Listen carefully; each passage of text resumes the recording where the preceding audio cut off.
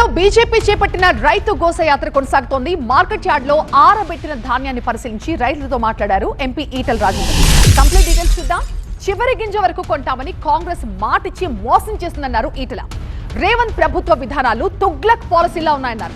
హామీ మేరకు 4-5 రోజుల్లో ధాన్యం మొత్తం కొనుగోలు చేయాలి, లేకపోతే కాంగ్రెస్ ప్రభుత్వాన్ని బొంద పెట్టడం ఖాయమన్నారు. రేవంత్ కి దమ్ముంటే రాజీనామా చేసి మళ్లీ ఎన్నికలకు రావాలన్నారు ఈటెల.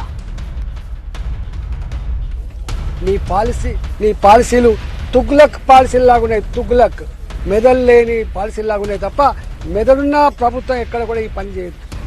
ఇవాళ నేను డిమాండ్ చేస్తా ఉన్నా, ఈ పిచ్చి పద్ధతులన్నీ కూడా బంద్ పెట్టి పండించిన ప్రతి గింజ కొంటా అని ఏ హామీ అయితే ఇచ్చినావో ఆ హామీ ప్రకారంగా మార్కెట్లకు వచ్చిన వెంటనే 1 వీక్ లోపో 4 రోజుల లోపో ధాన్యమంతా, మక్కలంతా, సల్ఫర్ అంతా, తెల్ల జొన్నలంతా కొని ఇవాళ రైతులకు పైసలు ఇవ్వాలి తప్ప లేకపోతే నువ్వు అనుకుంటున్నావు బాబు నన్నేం చేస్తారు, నువ్వు అనుకుంటున్నావు 2034 వరకు అని చెప్పి 2028 వరకు ఉంటే నీ గవర్నమెంట్ ఎక్కువ.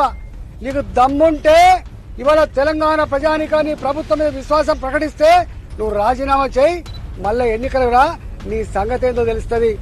ఆ ప్రభుత్వాన్ని గద్దె దింపడానికి బొందబెట్టడానికి 9.5 ఏళ్లు పట్టింది, కానీ నీ ప్రభుత్వాన్ని బొందబెట్టడానికి 3 ఏళ్లు సరిపోతుంది బిడ్డ అని చెప్పి రైతులు భావిస్తా ఉన్నారు.